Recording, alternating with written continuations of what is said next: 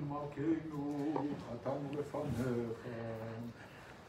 La ra di ra ra mama hai na hai la ra ra ra ra la ra mama la ra di ra ra ra ra ra ra hai la ra ra ra ha mama na di ya la ra ra maya ya my la ra ra ra ra ya ya I la ra ra ra ra ra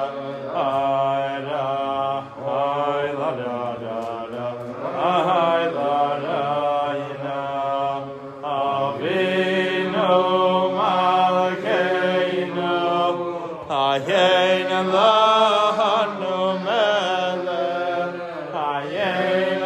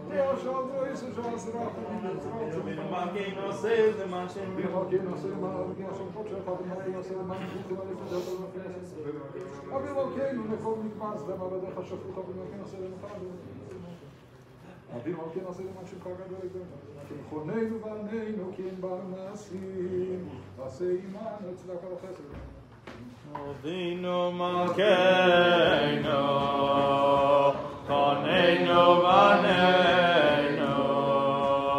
Avinu malkeinu, koneinu vaneinu, ki ein banu masim.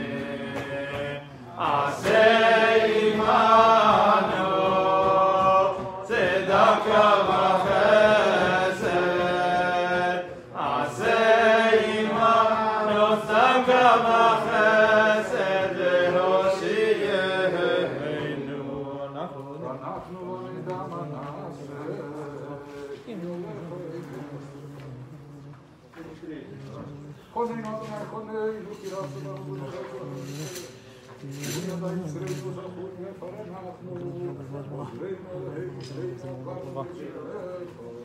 ויצילנו אחד כל אחד תן למען שמך יתגדל ויתקדש שמי רבה ועמד יקרא קירותי בימים מהותי ועצמר קניב קריב משיחי וחייכון במכון חיי דכל בית ישראל ועגלה וזמן קריב אמרו אמין אמר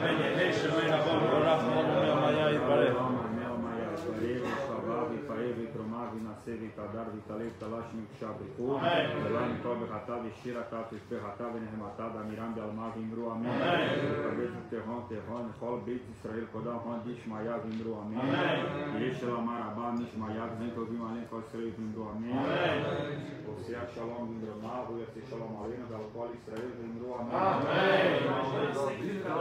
ודוד אדוני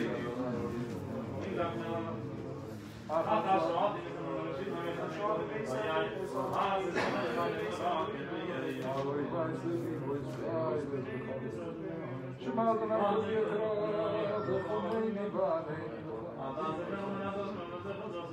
ולהאמנתי לבדו בארץ חיים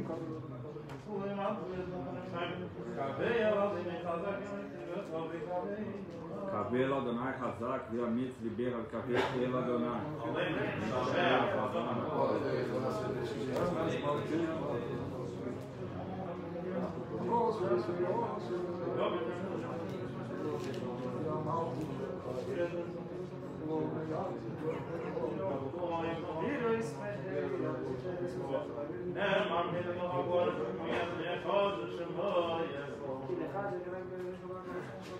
ונאמר בכל הארץ ביום ההוא אדוני אחד ושמו אחד. קדיש פיקנו.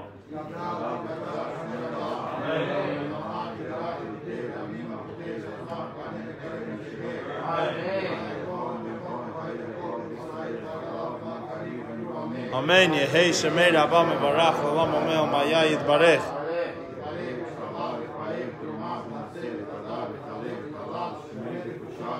אמן. אמן. אמן.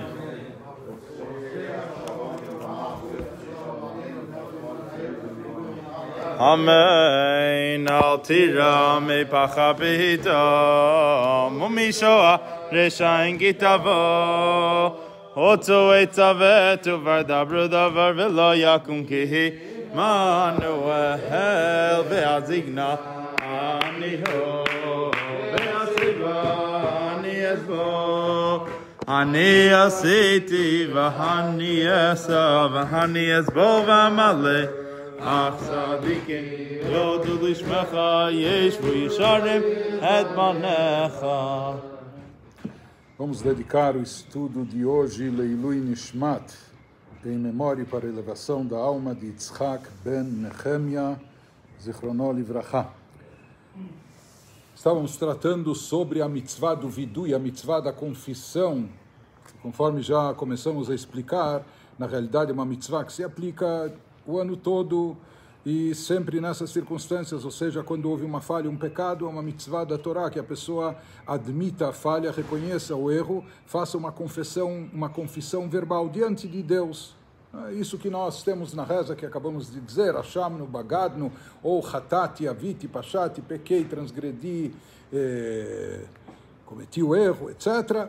Isso é uma mitzvah da Torá, e como nós explicamos que a mitzvah, inclusive, é verbalizar isso, por mais que só dizer as palavras não tem significado se elas não forem acompanhadas de um sentimento sincero de arrependimento. Então, aqui tem que haver as duas coisas. Por um lado, o arrependimento no coração, o sentimento, mas junto com isso precisa também haver a expressão verbal. Isso precisa ser pronunciado e verbalizado. E no dia do Yom Kippur, como nós falamos, esse texto se encontra nas rezas de Yom Kippur 10 vezes, nada menos que isso, e na sua forma mais extensa, já que o dia de Yom Kippur é o dia mais propício, o dia do perdão, o dia propício para Teshuvah, porque na realidade, interessante que no Talmud existe uma discussão entre o compilador da Mishnah, estamos falando dos sábios de 2000 anos atrás, Rabi Yehuda Nassi, o chamado Rabbeinu Akadosh, e os Chachamim, o resto dos sábios. Rabi Yehuda Nassi, ele sustentava que Tzumot Shel Yom Mechaper, que o próprio dia de Yom Kippur, por si só, desde que a pessoa observe o Yom Kippur, faça o jejum, etc., se abstenha dos trabalhos proibitivos, então o próprio dia de Yom Kippur já traz expiação e perdão, o dia por si só. Os Chachamim, eles diziam, não, tem que haver também Teshuvah, tem que haver arrependimento, vontade de retorno, de reconciliação por parte da pessoa. Então, quando há tshuva, daí sim se chega ao perdão.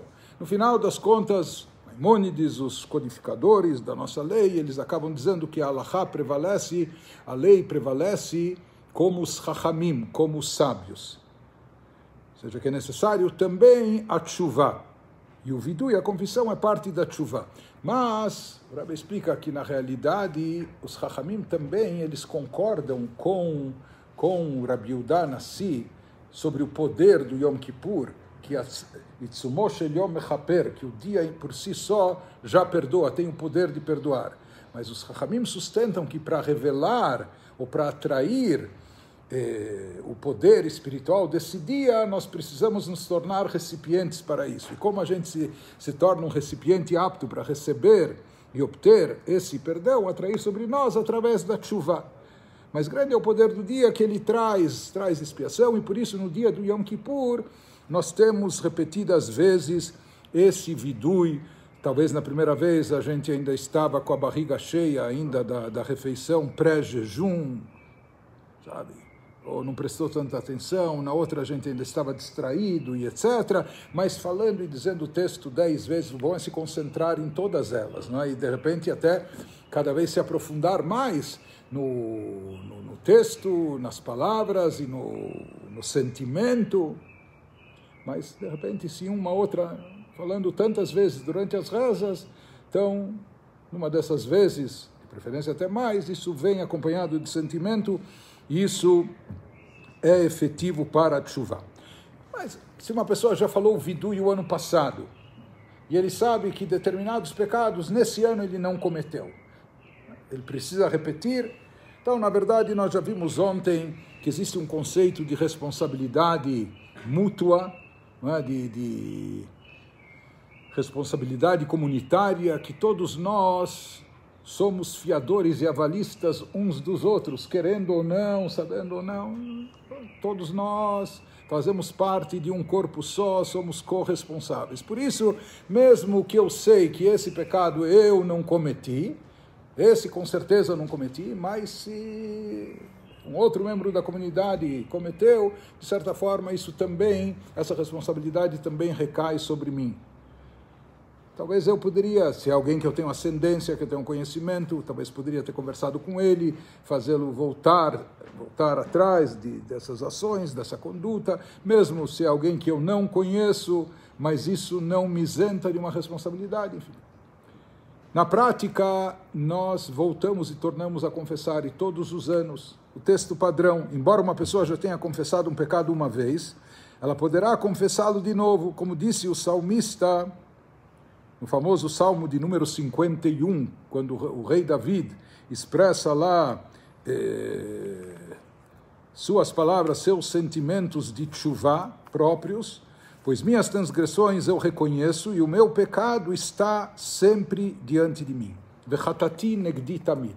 Então, o rei David falava, por mais que talvez já passou tempo e etc., mas ele diz, eu não ignoro o pecado, e mesmo que ele já se redimiu, mesmo que ele já se arrependeu, e mesmo que ele pediu perdão, e Deus perdoa, como nós falamos, assim o Alter Rebbe traz, em Gereta Tshuva no Tânia, quando a gente faz uma afirmação, e não é só uma afirmação, quando a gente diz uma brachá, é sabido que no judaísmo, pronunciar uma brachá é algo muito sério, por isso a gente toma muito cuidado de não dizer uma brachá levatalá, uma bênção em vão, para não tomar o nome de Deus em vão, né? Ou em falso. Por isso, não se faz brachot, até se fala, safek brachot leakel, se tem dúvida, de repente, sabe, a gente está distraído, eu tomei lá o café, eu tomei a Coca-Cola, será que eu falei borene fashot, não falei, ou etc. Em geral, sempre na dúvida de brachá, a gente se abstém, para não incorrer no risco de dizer uma brachá em vão. Mas toda a reza de dia de semana, a gente pronuncia uma brachá, que a gente acabou de dizer, Baruch atah Hashem, Chanun amarbe lisloach.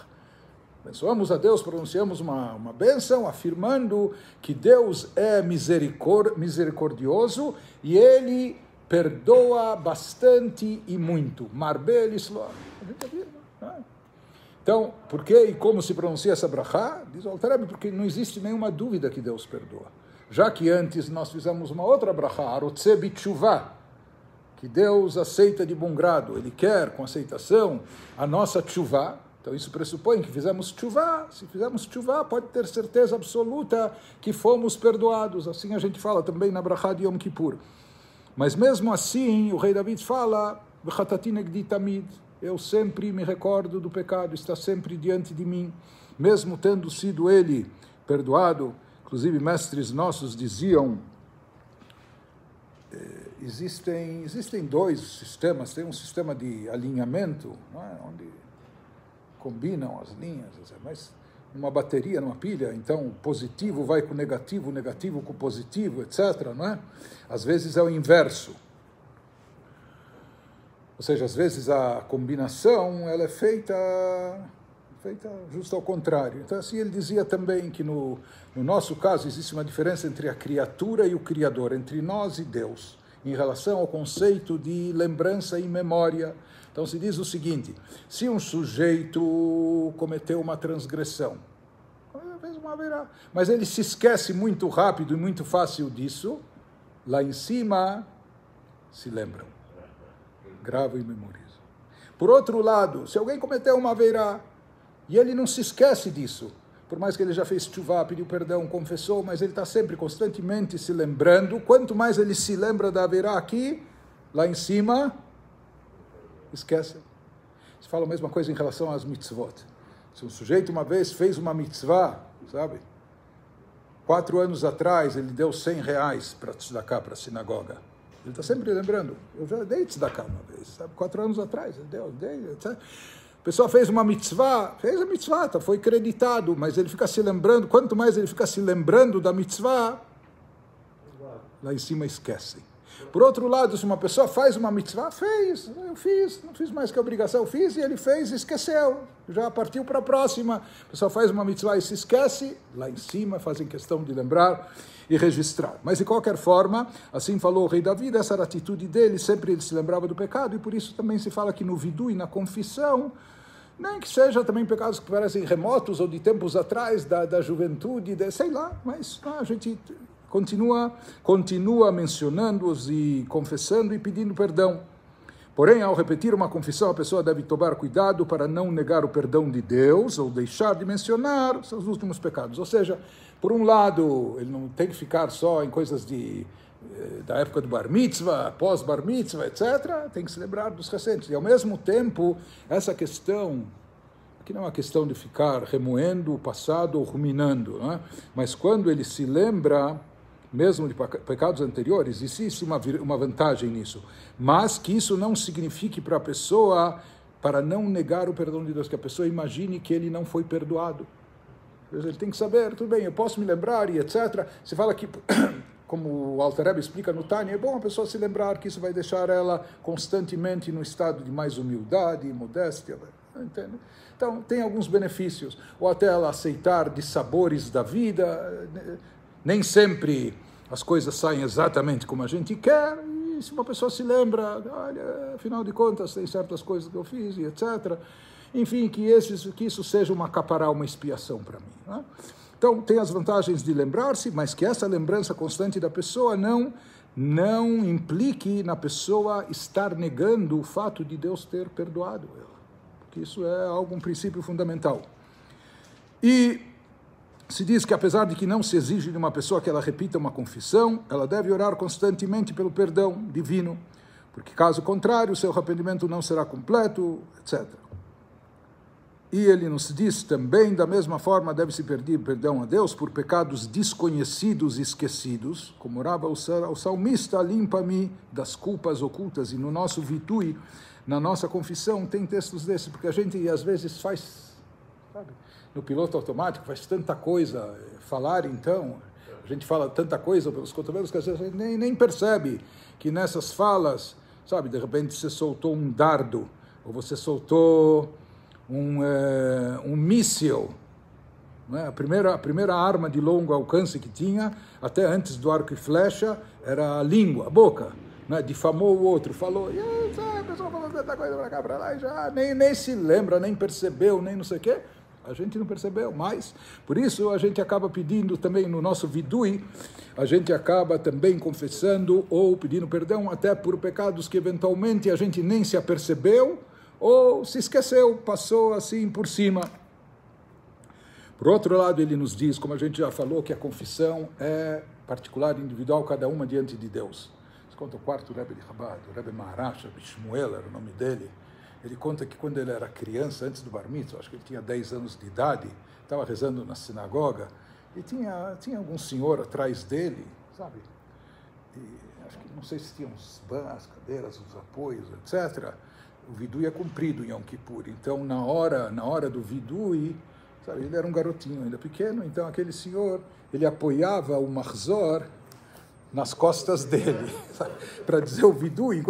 Então ele apoiava o marzor nas costas dele, sabe? Então, além de ser incômodo, uma hora o garoto se virou para ele, que ele já era desde criança prodígio, muito esperto, e falou: vem cá, você peca e você põe isso nas minhas costas, sabe? Você comete os pecados e ainda põe isso nas minhas costas, que culpa eu tenho, etc. Né? Então, cada um faz o seu vidui, etc., mas isso é uma coisa entre a pessoa e Deus. Em princípio, não se deve divulgar os pecados.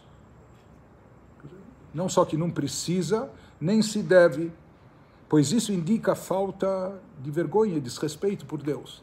Só deve ter constrangimento, e não só que ele não deve, sabe, ele não tem do que se orgulhar ou do que se gabar, mas até... sabe, é constrangedor. Sobre isso o rei Davi disse, assim também está no Salmos 32, feliz é o homem cuja transgressão é perdoada, cujo pecado é coberto. Tá? Não existe uma mitzvah de sair divulgando os pecados por aí. Tá? Porém, pode-se divulgar o fato de ter pecado, de forma geral, genérica. Olha, eu cometi algumas coisas, não precisa dizer, especificar o quê, por isso eu estou fazendo tchuvá, e eu estou caprichando nas mitzvot, etc., sempre que não se especifique o pecado. E por isso há confissões padronizadas, esse é um dos motivos que a gente lê o texto padronizado, que são ditas em público, né, na linguagem plural, então isso não precisa ser comprometedor a nível individual para ninguém, como parte do serviço da sinagoga, todo mundo fala o mesmo texto. E ele nos diz... há uma exceção aqui, porém, se o pecado de uma pessoa for conhecido publicamente, se a pessoa fez uma determinada coisa, que todo mundo sabe, que toda a comunidade está a par, então isso já é fato notório, todo mundo sabe. Então aqui não tem o que esconder. Pelo contrário, aqui é bom ele divulgar que aquilo que foi feito, até que eu fiz, todos vocês sabem, eu quero que agora vocês saibam que eu estou profundamente arrependido. Gostaria muito de ter não cometido esse ato, e eu estou procurando me redimir, estou buscando tchuvá e capará e perdão e expiação. Nesse caso, quando é um pecado público, pelo contrário, deve fazer uma confissão pública, sentir-se envergonhada a pessoa e anunciar o seu arrependimento. Da mesma forma, ele nos disse, a pessoa pecar contra o seu semelhante, e de repente ele envergonhou o próximo em público, ou constrangeu, ou difamou, ou sei lá, não é? Então, isso também foi uma coisa meio notória, etc. E outras pessoas têm conhecimento disso, tomaram conhecimento. Então, aqui é importante, nesse ato de retificação, que a pessoa também faça isso de maneira pública, não é? Para que ela possa obter o perdão. Então, sobre isso, ele nos fala que se aplica um versículo dos Provérbios do rei Salomão, que nesses casos, aquele que encobrir os seus pecados não terá sucesso, mas quem confessá-los e abandoná-los achará a compaixão. Ele nos diz se isso vai envolver muita humilhação para a pessoa, o penitente. Não é? Não obstante, inclusive nesses casos, não é necessário confessar publicamente se isso significa sofrer excessiva desgraça, pois até uma pessoa que tenha blasfemiado contra Deus publicamente pode se arrepender em particular e ser aceita por Deus. Quer dizer, a pessoa não precisa, se ela vai se expor demais, isso para ela é por demais constrangedor e humilhante divulgar e relatar e falar do pecado do passado, então que ele tenha o seu arrependimento sincero diante de Deus, isso também vai ser efetivo. Ele fala aqui de exceções, se uma pessoa fez um pecado e tem uma suspeita que foi um outro que fez, então para isentar o outro, então é correto moralmente que ele diga que não foi o outro, não é? Foi ele, etc. Enfim. Na hora do vidui, costuma-se confessar de pé. Isso não é como o Amidá, que é obrigatório de pé, mas o Vidui, tanto Hashem no Bakar, no Yom Kippur, Al-Het, a gente costuma se levantar, falar de pé e um pouco curvado, com sinal de, cabisbaixo, como de humildade, curvado e humilde perante Deus. Também se costuma bater no peito levemente, como dizendo, meu coração me fez pecar. Aqui tem gente que a gente tem que ter um cardiologista de plantão, porque tem uns casos que, você escuta assim, mas isso nem é sinal de mais chuva e nem adianta mais, ou não é que facilita o processo. Isso é um ato simbólico, por isso está escrito, é só um ato simbólico, basta bater levemente, não precisa nem com força, nem etc. Ele nos diz que da mesma forma que o Vidu está nas nossas rezas, a pessoa deve examinar os seus atos e confessar toda noite antes de se deitar. Por isso no Kriyat Shema Shalamita e etc. a gente também tem um texto de Vidu. Sem entrar em outros detalhes, assim, que tem o Vidu e a gente não vai chegar a abordar isso, porque também no nosso caso, né, que aqui todo mundo, não só que tem seguro de vida, vai viver 120 anos, mas existe um conceito de confissão que é feito à beira, não é, no leito da... Mas se fala que o sono à noite, quando a pessoa vai dormir, é 1,60, o sono, assim diz o Talmud, é 1,60 avos, é uma fração da morte. Por isso, antes de dormir, a gente fala o Shema Israel. A gente faz tudo o que em geral se faz, a gente fala um vidui antes de, no Kriyat Shema Shalamita, uma confissão. A pessoa faz um balanço, um inventário pessoal do dia, e assim ele nos diz que o certo, o correto é que a pessoa deve examinar os seus atos e confessar toda a noite antes de se deitar, antes de dormir, para dormir de alma lavada. Ao mesmo tempo ela deve, aquilo que a gente estava vendo ontem aqui, num grupinho, depois da reza, ao mesmo tempo ela deve perdoar também todo aquele que tenha pecado contra ela ou a tenha magoado, antes de dormir, perdoar se alguém me feriu, me magoou, me ofendeu e etc. E ele nos fala que isso é uma coisa importante, né? Para que a pessoa, enfim, que ela esteja limpa consigo mesma, com o próximo, com Deus, todos os aspectos. Yom Kippur é um dia especial de arrependimento. Portanto, a confissão é obrigatória nesse dia e por isso a gente repete ela tantas vezes. É por essa razão que as ordens de confissão passaram a fazer parte do serviço normal nosso de Yom Kippur. Então, basicamente, esses são os conceitos fundamentais da mitzvah de vidui, de confissão. Nós vamos disponibilizar nas nossas páginas aulas que nós fizemos ainda do ano passado, com detalhes dos costumes de Yom Kippur e também com instruções sobre as rezas de Yom Kippur, a liturgia de Yom Kippur, incluindo principalmente para aqueles que, em função da pandemia, não podem vir à sinagoga e vão rezar em casa. Então nós vamos colocar, já falamos sobre isso muito no ano passado, vamos colocar links para quem quiser acessar. Além disso, hoje à noite, se Deus quiser, 8h30 da noite, nós vamos ter uma live, como preparar-se para o Yom Kippur, mas como preparar-se espiritualmente. Qual a essência do Yom Kippur, qual é o significado mais profundo dessa data, como se preparar para ela. E amanhã, se Deus quiser, nesse horário, nós vamos fazer um resumo condensado das leis e costumes do Yom Kippur.